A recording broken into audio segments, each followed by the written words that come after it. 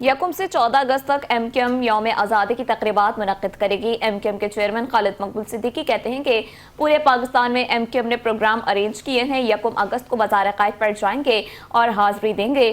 دشمن کے خلاف جنگ میں کامیابی کے ساتھ اس 14 اگست کی اہمیت زیادہ ہے۔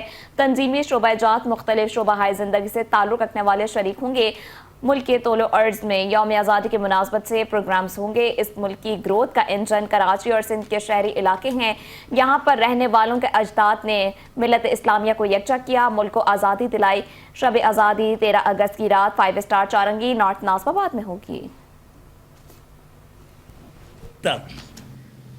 متحدہ قومی موومنٹ نے گو کہ اس کی پوری تاریخ کے ساتھ ساتھ یوم آزادی کو منانا بھی شامل رہا ہے، اور ہر سال کی طرح اس دفعہ بھی متحدہ قومی موومنٹ نے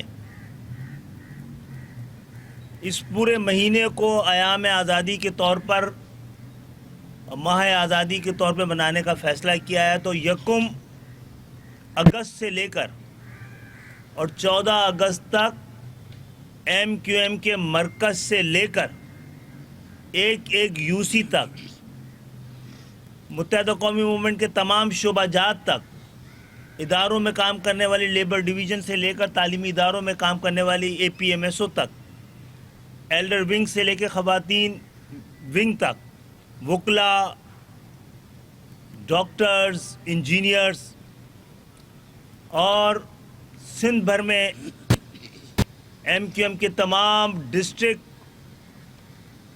اور ڈویژنل اور شہری اور سیکٹر کے لیول تک ہر جگہ پر متحدہ قومی موومنٹ، بلکہ پورے پاکستان میں، کشمیر میں، گلگت بلتستان میں، چاروں صوبوں میں